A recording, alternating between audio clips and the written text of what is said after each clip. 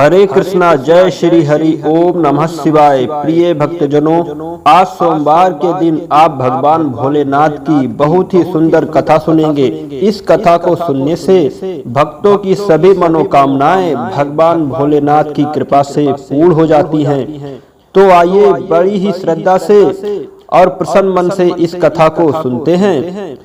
एक बार किसी नगर में एक साहूकार था। उसके घर में धन की कोई कमी नहीं थी, लेकिन कोई संतान न होने के कारण वह बहुत दुखी था। संतान प्राप्ति के लिए वह हर सोमवार को व्रत रखता था और पूरी श्रद्धा के साथ शिव मंदिर जाकर भगवान शिव और माता पार्वती की पूजा करता था। उसकी भक्ति देखकर एक दिन माता पार्वती प्रसन्न होकर भगवान शिव से साहूकार की मनोकामना पूर्ण करने का निवेदन करने लगी। माता पार्वती जी के आग्रह पर भगवान शिव ने कहा कि हे पार्वती, इस संसार में हर प्राणी को उसके कर्मों का फल मिलता है और जिसके भाग में जो हो उसे भोगना ही पड़ता है। लेकिन माता पार्वती जी ने साहूकार की भक्ति देखकर उसकी मनोकामना पूर्ण करने की इच्छा व्यक्त की। माता पार्वती के आग्रह पर भगवान शिव जी ने साहूकार को पुत्र प्राप्ति का वरदान तो दे दिया, लेकिन उन्होंने बताया कि यह बालक 12 वर्ष तक ही जीवित रहेगा। माता पार्वती और भगवान शिव की बातचीत को साहूकार सुन रहा था, इसीलिए उसे ना तो इस बात की खुशी थी और ना ही दुख था। वह पहले की ही भांति शिव जी की पूजा करता रहा। कुछ समय के बाद साहूकार की पत्नी ने एक पुत्र को जन्म दिया। जब वह बालक 11 वर्ष का हुआ तो उसे पढ़ने के लिए काशी भेजा गया। साहूकार ने पुत्र के मामा को बुलाया और उसे बहुत सारा धन देते हुए कहा कि तुम इस बालक को काशी विद्या प्राप्ति के लिए ले जाओ। तुम लोग रास्ते में यज्ञ कराते जाना और ब्राह्मणों को भोजन दक्षिणा देते हुए जाना। दोनों मामा भांजे इसी तरह यज्ञ कराते हुए और ब्राह्मणों को दान दक्षिणा देते हुए काशी नगरी निकल पड़े।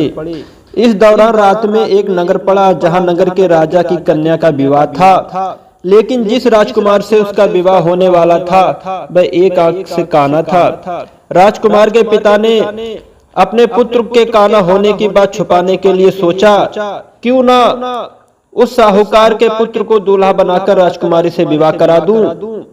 विवाह के बाद इसको धन देकर विदा कर दूंगा और राजकुमारी को अपने नगर ले जाऊंगा। लड़के को दूल्हे के वस्त्र पहनाकर राजकुमारी से विवाह करा दिया गया। साहूकार का पुत्र ईमानदार था, उसे यह बात सही नहीं लगी, इसीलिए उसने अवसर पाकर राजकुमारी के दुपट्टे पर लिखा कि तुम्हारा विवाह तो मेरे साथ हुआ है, लेकिन जिस राजकुमार के संग तुम्हें भेजा जाएगा वह एक आंख से काना है। मैं तो काशी पढ़ने जा रहा हूँ।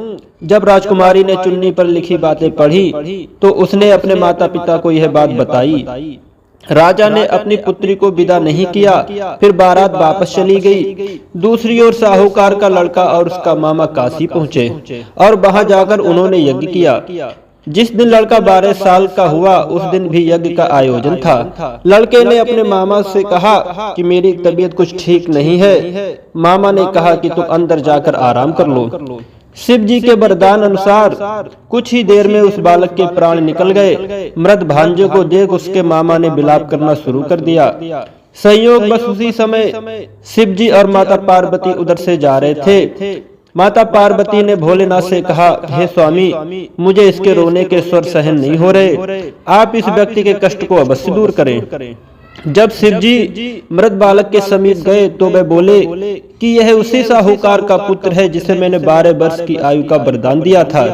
अब इसकी आयु पूरी हो चुकी है, लेकिन मातृभाव से विभोर माता पार्वती ने कहा कि हे महादेव, आप इस बालक को और आयु देने की कृपा करें, अन्यथा इसके वियोग में इसके माता पिता भी तड़प तड़प कर मर जाएंगे। माता पार्वती के बार बार आग्रह करने पर भगवान शिव ने उस लड़के को जीवित होने का वरदान दिया। शिव जी की कृपा से वह लड़का जीवित हो गया। शिक्षा पूरी करके लड़का मामा के साथ अपने नगर की ओर वापस चल दिया।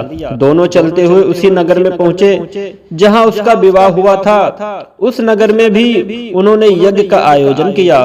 उस लड़के के ससुर ने उसे पहचान लिया और महल में ले जाकर उसकी खातिरदारी की और अपनी पुत्री को विदा किया।